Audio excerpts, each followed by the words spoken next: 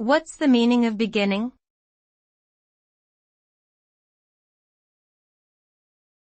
Beginning.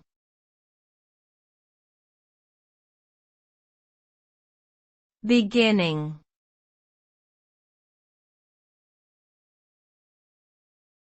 Beginning.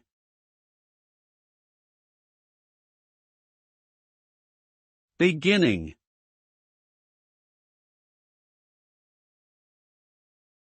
Beginning refers to the starting point of something, whether it is a process, an event, or a journey. It implies a new chapter, a fresh start, and an opportunity for growth and change. The beginning can be both exciting and daunting, as it requires embracing uncertainty and stepping into the unknown. Often, beginnings are marked by enthusiasm, anticipation, and hope for the future. They can also be challenging, requiring persistence, resilience, and determination to overcome obstacles.